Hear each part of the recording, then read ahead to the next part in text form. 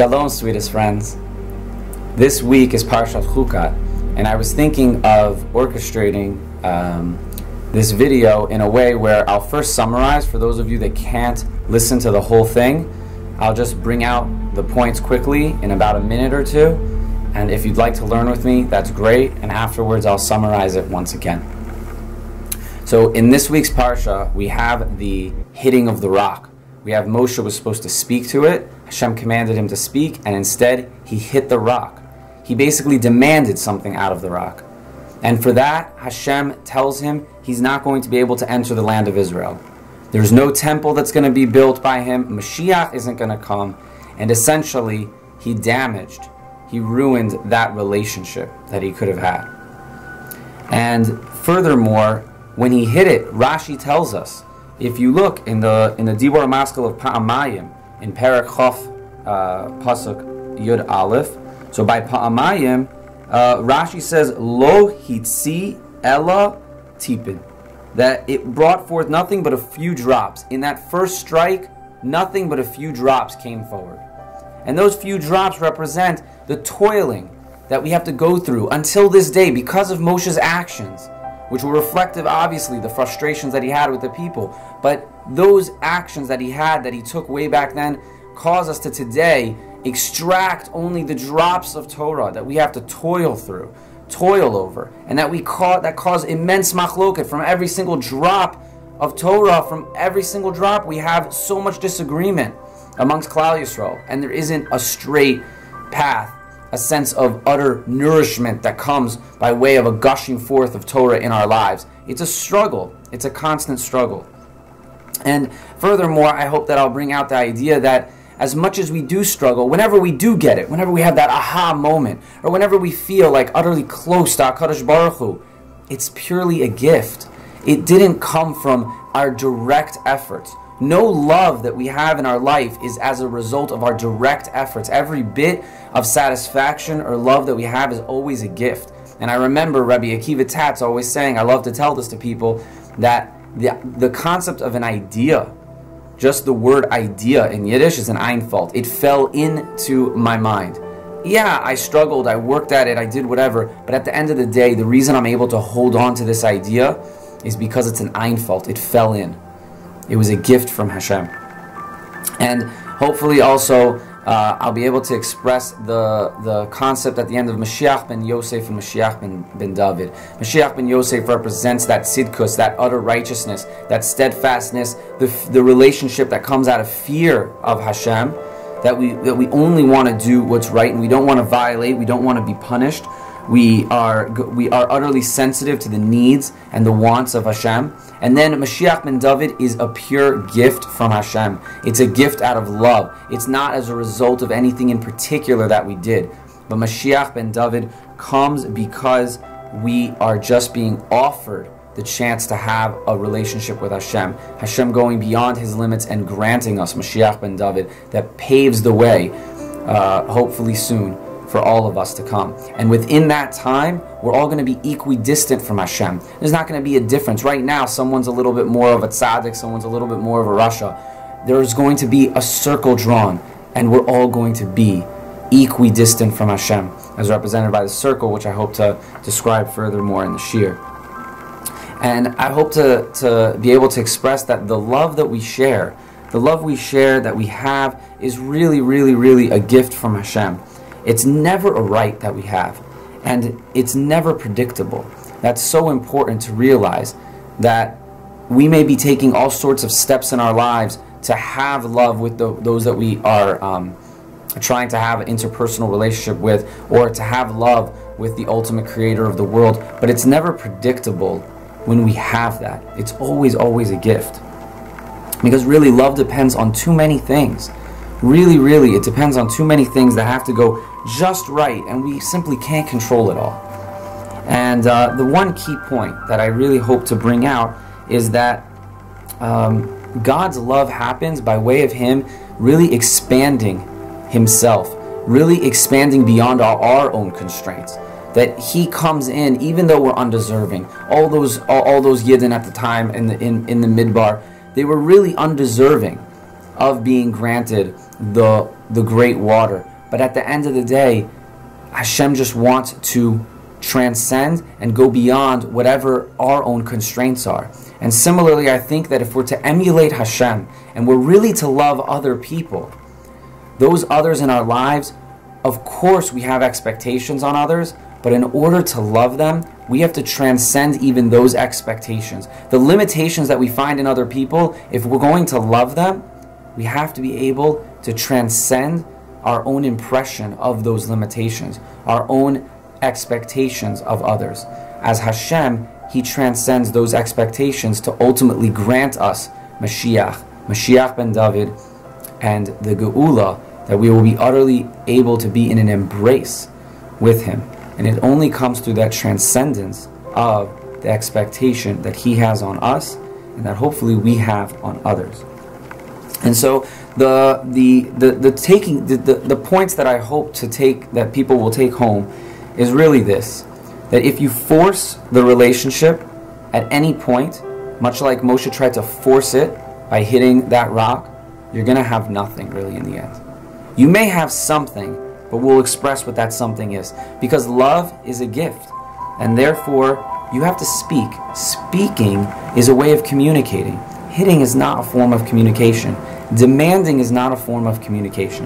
At the end, if you hit, if you demand, you may get the thing that you want. You may get a substance, but you're not going to ever get love. You're not going to ever reach the goal of a relationship. Hitting can only grant you a thing. Demanding can only grant you a thing. And love is intangible. We have to remember it's not a thing. And knowing that hopefully will cause us to use our words, to use our communicatory skills, to be able to engage one another benachas ruach, in a pleasant manner, have patience with one another, as Moshe was supposed to have patience. And the Geula could have come so soon. So if I may, I'd like to point out aspect of Chassidus that I learned from Rabbi Manis Friedman on this topic, and hopefully it'll shed light into this dichotomous relationship that people keep on seeming to have. They always have this fear and they have love, and they're constantly trying to juggle them. It's like, should I worship Hashem out of fear, out of a desire to not be punished, or should I just love Him for the sake of who He is and the grandiose idea of being in His embrace? And Rabbi Manis Friedman points out really that these are coming from the same point of sensitivity. After all, the Torah is just trying to make us the most sensitive people possible. We're trying to engage in a relationship out of fear and love. And so they've got to come from the same point of sensitivity. And what is that point? I hope it doesn't sound too controversial, but when you worship Hashem out of fear, it means that you recognize that Hashem can cry. It means that you recognize that you have the power to cause Hashem pain. How awesome! You, little you, Shmedrik, can cause Hashem pain, infinite tears. That is utterly terrifying. If you want to know what fear is, I think that's pretty scary. And so, in our relationship with others, if we are to engage them both on a level of fear and love, it comes from that same point of sensitivity. To be in a relationship and approach it with fear, it can't be thinking about yourself. How can it possibly be your own fear of punishment? The moment that you're engaging in a relationship and worried about your own status, your own feeling, that's not a relationship. That's not what the Torah is doing. We went through all of Sfiras HaOmer, all those 7 attributes. They're all about a relationship towards another, being sensitive towards the feelings of another. If you're sensitive towards your own feelings, then that's not midos. That's not aspects of emotional relationship. That's not engaging it in the right way. Any moment that you're trying to learn and better emotions within a relationship has to do with bettering and understanding the feelings of another. And so when it comes to fear, it can't possibly mean fear of your own of your own punishment, fear that you might have towards being hurt and being scared. can only be towards the damage that you could cause unto another. And so if you can recognize that you can punch a hole, so to speak, that you can cause damage to the Eibishter, that should utterly terrify you. That should cause you never to want to sin. And so that is what it means that when we first start off a relationship out of fear, we don't want to cause any pain. And then it ascends, the relationship builds, and it grows into a level of love where we are sensitive to all the things that cause someone to rejoice, to be happy. And I think it's very interesting when I see people who really act that way, whether it's with their spouse or their children. Are they operating on that first level? They just want nothing to go wrong. They want nothing to be, they don't want you to be hurt. And that is very important. They must have that first. And then it's so funny to see when people are really having relationships out of love, that they want to just see you happy, and everything that they're trying to do is really just to please you, just to put a smile on your face. And so I think that's a really, really important Hasidic point to take away, that fear and love are coming from the exact same place, the exact same point of sensitivity. They're a feeling about another. I'm afraid to cause you pain, and I want to cause you happiness. It's a sensitivity towards another. And so in that way, a very practical aspect is Lashon Hara. When everyone's saying, don't speak Lashon Hara, what, so that I'll get punished? No, don't speak Lashon Hara because of the pain you could cause to another person. When you're sensitive to that pain that you could cause somebody else, you're for sure going to hold back your words. You're going to enact that Gevura state within you. And so, hopefully we'll take away that the Torah is really all about making us the most sensitive people, that it's all about a relationship, and that I want to love you, I want to see you happy as much as I want to see you never cry, never experience any pain. And with that, I hope that we can continue and learn a little bit through the Parsha and some words of Chazal. And so if you guys have to go, that's all right, but let me take you through this for a little bit. So here we're going to explore Parshat Chukat, and it's in Perek Chaf that I'd like to focus, where Moshe was hitting the rock. I had read a little bit a moment ago about this Rashi, and it's so interesting that the Rashi on Pasuk Yud Aleph, where it says, Vayarem Moshe et yado, Moshe, he lifted his hand, Vayach et hasela b'matehu pa'amayim, and he hit the rock with his staff twice. And it's so interesting, Rashi, the Dibur Maskil really tells you a lot. That means the part that Rashi decides to expound on. He could have quoted the whole verse, he could have quoted more, but he quoted only the word pa'amayim. I just think that that's very interesting in terms of, he didn't quote Matehu, the staff, he didn't quote the rock, and he certainly didn't quote Vayach, which here is meaning to hit, from Lashon Hikah. And so I think that that's fascinating. It's maybe suggesting that it wasn't a problem that he hit the rock, because there was ample justification. If you look at what Rashi cites, he cites something from Shemot where they did hit the rock back there, but more so that he did it twice. Rashi is specifically quoting twice. And so I don't know if it's permission, so to speak, but we should be sensitive. We should realize that if we demand something from someone, if we, hit metaphorically, you should never hit someone, but if you hit someone, and they don't respond, just like the rock didn't respond, it only let out a few drops, as Rashi tells us, you don't hit it again. You don't yell at them again. Be sensitive that it didn't work that way. You're going to have to try a more patient approach. And so I think that that's what Rashi's getting at by just quoting the words pa'amayim, that the error here in Moshe was doing it twice. Maybe not even doing it once. Although Hashem did tell him to speak. But maybe through his own understandings of what that meant, it could have meant in a way to hit. But to hit twice, that was uncalled for. And so, really, we see Moshe hits the rock. He hits it twice. The first time it lets out a few drops. The second time, gushing forth water. As a result of hitting this and not speaking. So there were drastic ramifications for Moshe and Aaron. Moshe and Aaron were not allowed to go into Eretz Yisrael. And it's said that if they went into Eretz Yisrael then, there would have been a temple. Moshe would have led them. It would have been a time of Mashiach. The temple would have never been destroyed. All of Jewish history would have changed as we know it. We would have had Mashiach. How phenomenal, how amazing. Never to have the temple be destroyed. And more was created from that hitting of the rock. So in a Sefer Sifsei Chaim, written by Rav Chaim Freelander, so he speaks about, quoting the Zohar, what the drops represent. So the drops represent the toiling that we have to go through Torah. Torah is compared to water, much like water sustains our physical body. So Torah sustains our spiritual body. The spirituality and physicality. Water, physicality. Torah, spirituality.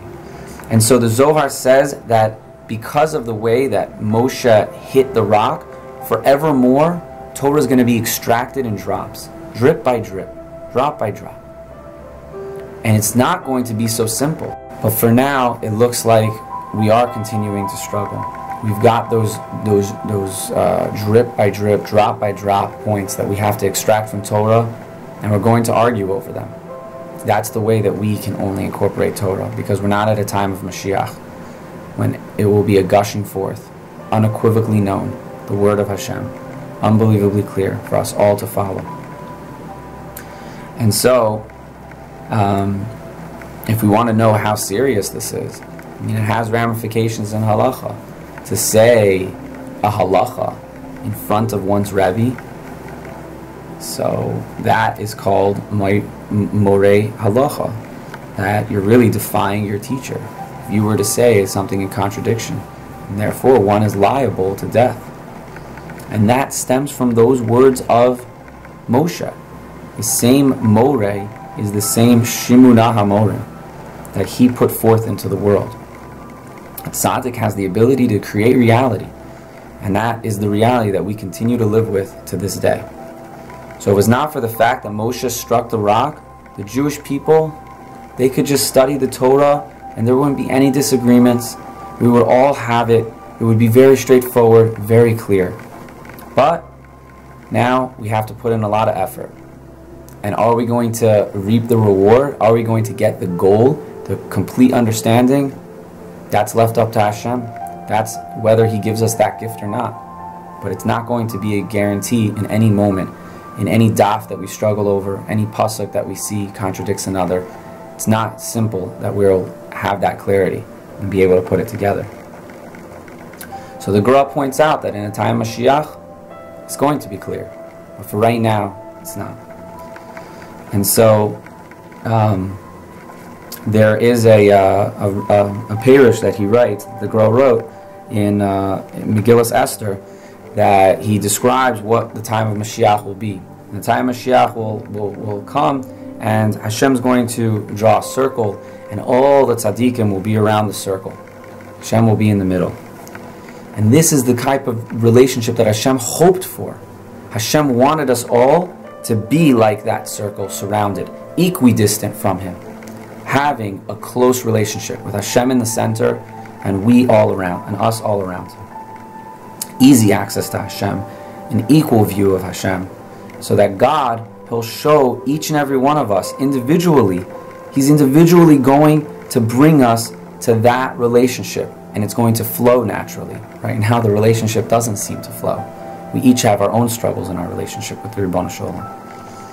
So, if we look at the story of Moshe getting the command to speak to the rock, Moshe hitting the rock not once but twice, and then being told that he can't enter the land of Israel along with Aharon. So, what was really the error? Why did he strike the rock? And what does the striking represent? And what does speaking represent? So, Rav Chaim Freelander, he explains that there's two ways of approaching a relationship with Hashem. You can do it out of fear, or you can do it out of love.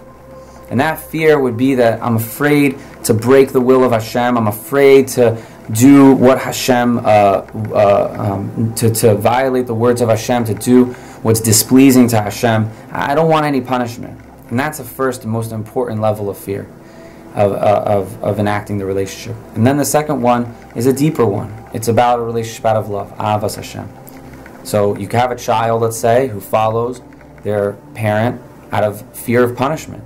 You can have a child that follows their parent out of just sheer love. And the same thing can happen between a teacher and a student, and all types of relationships in our life.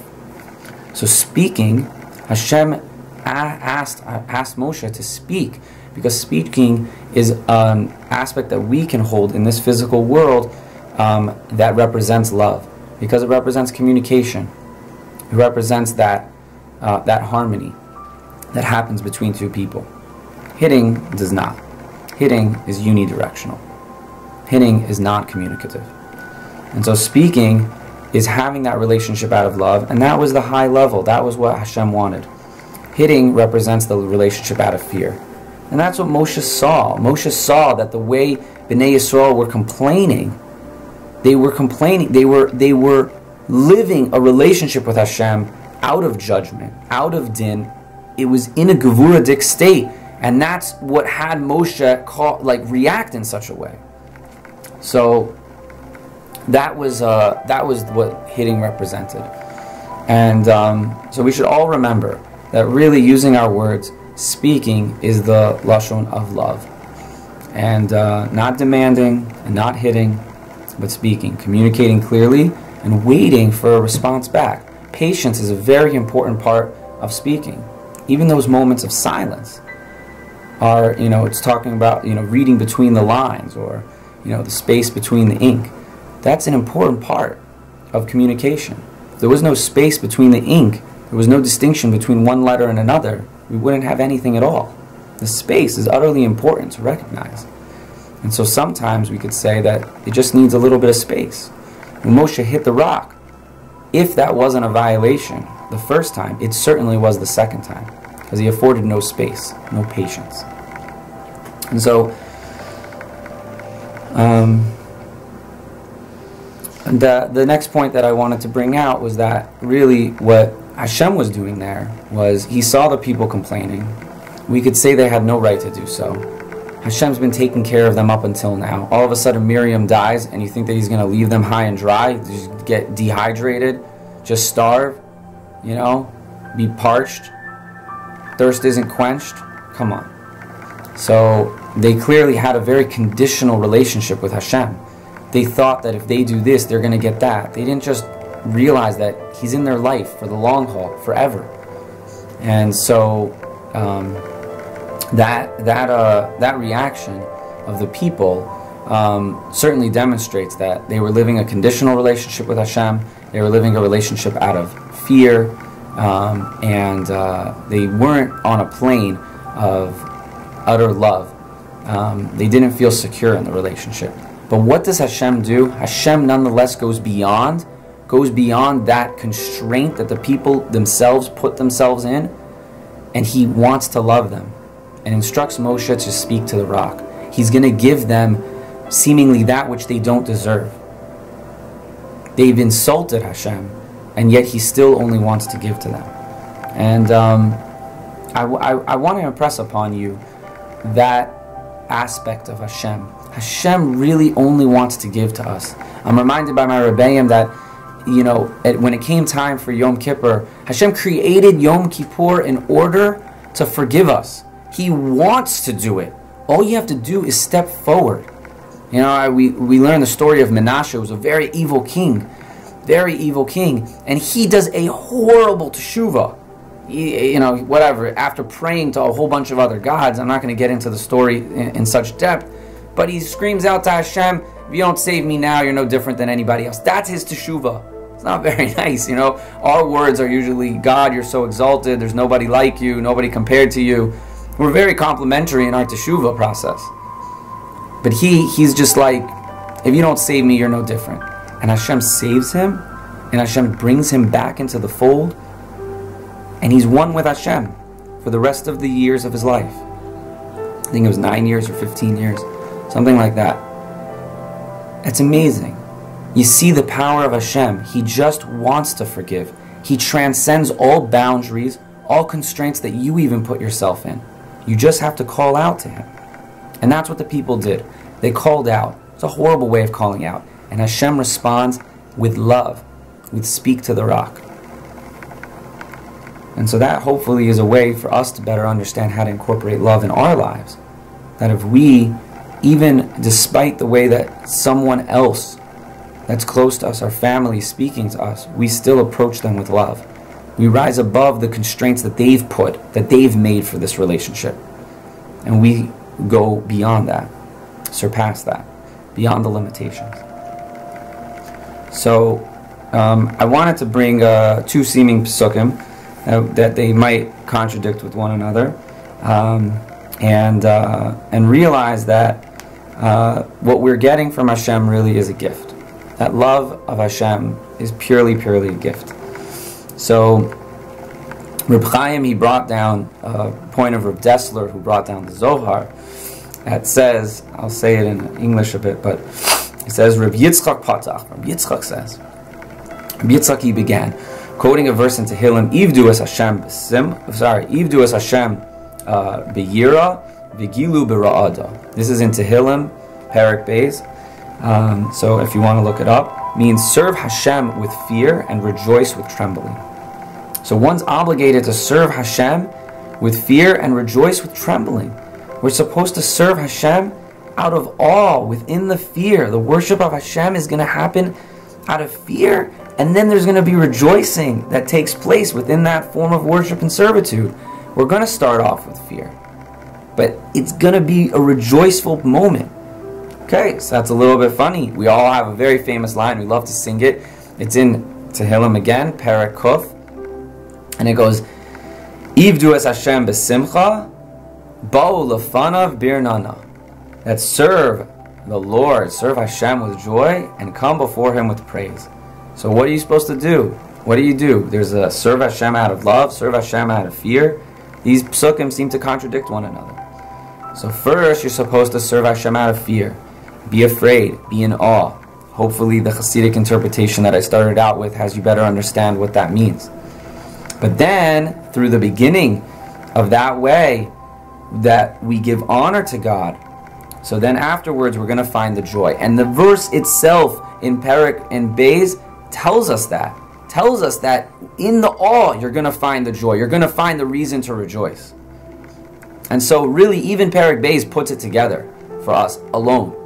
But we have Perek Kuf, we have in Tehillim 100, we see that it says that you're going to worship Hashem simcha, out of gladness, and you'll continue with that praise forever and ever. So this is why Moshe says to the Jewish people that the way to serve Hashem is out of fear, to start by respecting boundaries, that it starts with awe, starts with fear, and it's going to grow and blossom into an unconditional, boundaryless love. But that's going to come out of a mere gift. So Reb Chaim, he really speaks these words quite beautifully, and I wrote down a translation to hopefully make it more clear. So it goes a little something like this. See from the Zohar that all of the person's work in his service of God is from the aspect of fear. But you want to get to serving God out of love, right? You can't get it directly. It's a gift from God.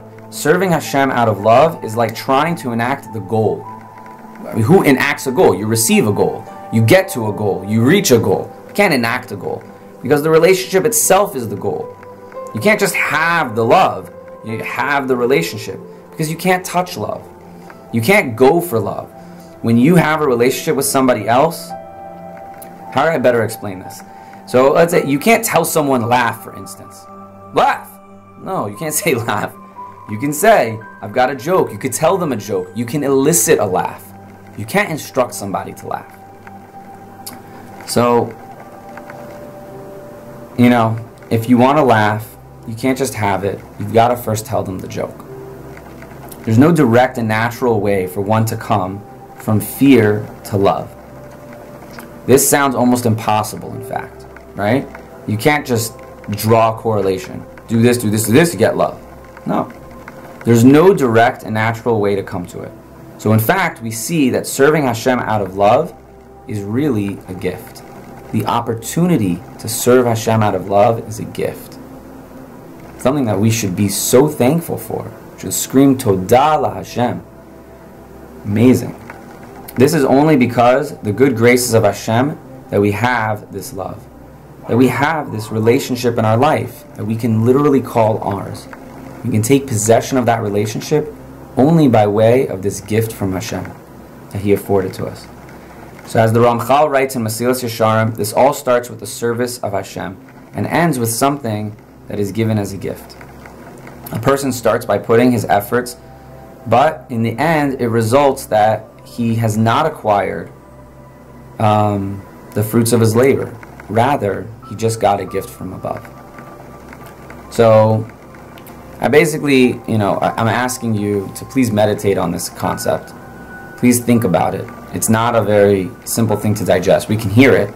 I can just tell you, God's love for you is a gift. But to really, really think about it. Spend time contemplating that. That the feelings you have, the opportunity you have, the state of the relationship, where it stands currently, this is a gift from Hashem. Because it doesn't have to be this way.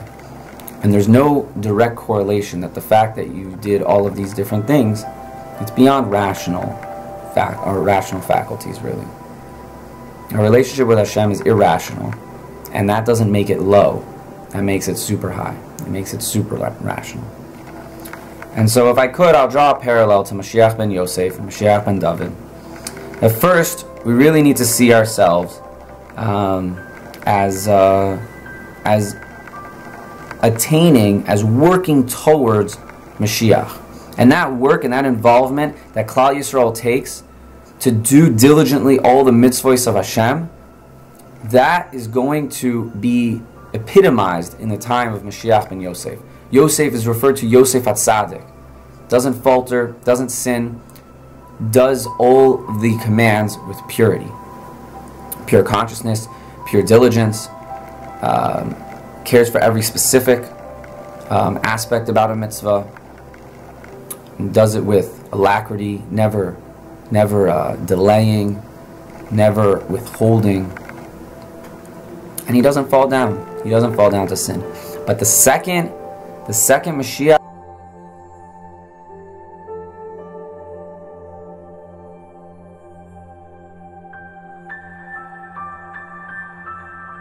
so I hope that we can better understand that the love that we have with Hashem, the love that we have with one another, is purely a gift. It can't be explained. And there are steps that we can take to get there that can really enhance our relationships. But that goal, the love, the laugh, that's a gift. There's no guarantee in that. And when you have it, cherish it. Hold it. Love just really depends on too many things fitting together at the right time, in the right place. You really can't control it all.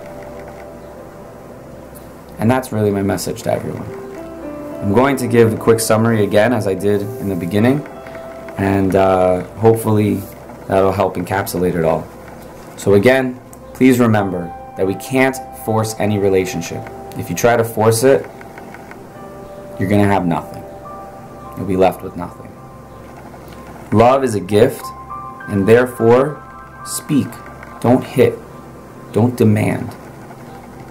You won't get anything that way. You may get a thing, a substance, something physical in this world, but you won't get love, because love is intangible. You can only get that through communication, through speaking, through understanding, and through patience. The space between the ink. The space between the lines.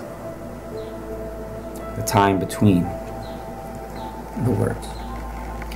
So if I may, I'd like to propose this Hasidic approach of Rabbi Manis Friedman when it comes to fear and love. Because fear doesn't have to be in direct opposition to love. It can exist, and it certainly does stem from the same point of sensitivity. If someone is in fear of a relationship, if they're living in fear of punishment, they're living really in themselves. They're conceited. They're selfish. They don't want to be punished. They don't want to feel their own pain. But that's not what being in a relationship and enacting fear in the Jewish way means. It means that you are afraid to cause pain to another. You never want to see the tears of another. You never want Hashem to go through pain. You never want Hashem to cry. That is the same point of sensitivity that we get when we talk about love. If you love someone for the way you feel when you act, for the way you feel when you see them smile, then you're just in love with yourself, but through another person.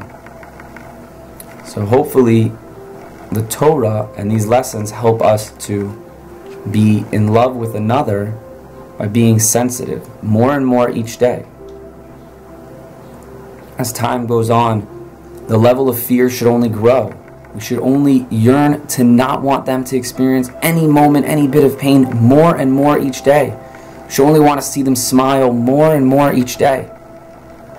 In that way, there's a fusion of Yira and Ahava. And so, this is practically how we can take it in our lives. That you don't want to cause Lashon Hara, not because it's the worst of all sins and it's going to make you lose Olam Haba. That's you enacting this mitzvah or restraining yourself for the sake of you. But don't do it because it could cause pain to another person. Why would you ever want to cause pain to another person? And when that level of sensitivity grows and grows and grows, your gevura, your level of fear is going to grow and grow and grow. And that's not terrifying, but it is, right? It's not terrifying. You're not living a life where you're afraid of being punished, but you're living a life where you're afraid of hurting another person.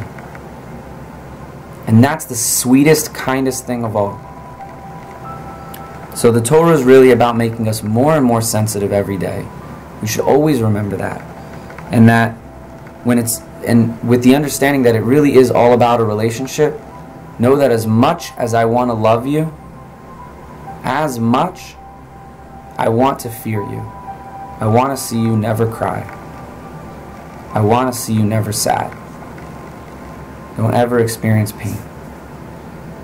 And with that, I hope that we take these lessons, not just for this Shabbos, not just for next week, but through all time, and with the hand of Moshe, with us directing our hearts towards Hashem in a way that we recognize the gift of love that we have from Him, that He expands beyond all limitation. Let us also expand beyond our own limitations and love all of those in our lives just as much. Have a great Shabbos.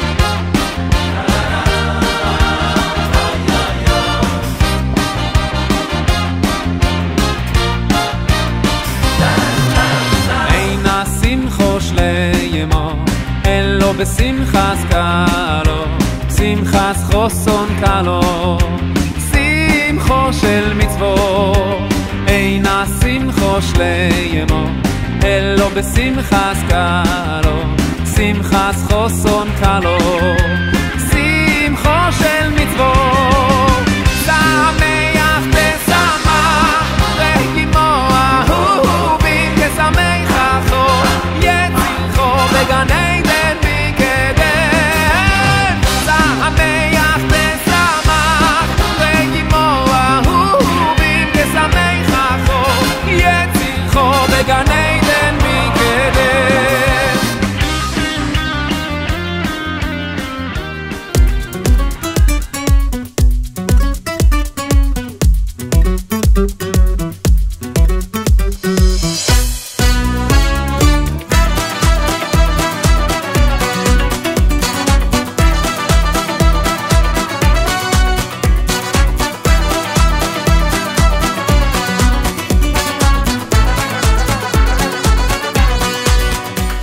תודה לך, תודה לך, תודה לך כלי הולך איתך ורק איתך לא יכול בלי תודה לך על חושך ויאללה אור הטוב תודה לך אתה תמיד קרוב תודה לך על שמש בשמיים בכל יום על אהבה המלווה לכל מקום תודה לך על הניסים ויאללה טבע גם מודה אני מלך חי וקיים תודה תודה לך השם הלב דורש ומבקש על מה שיש לומר תודה תודה תודה לך השם כל הנשמה תהלל קי וחכה רק לשיר תודה תודה תודה לך השם הלב דורש ומבקש על מה שיש לומר תודה תודה תודה לך השם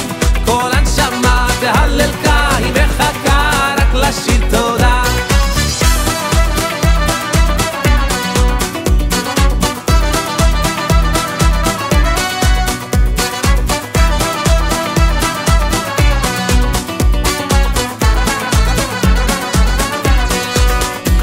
פותח את ידיך ומשפיע לכל חי בהרי כויסי לוחם רוחו עד בלי די הקל הזן ומפרנס גוזר ומקיים על הכל תודה לך השם תודה תודה לך השם הלב דורש ומבקש על מה שיש לומר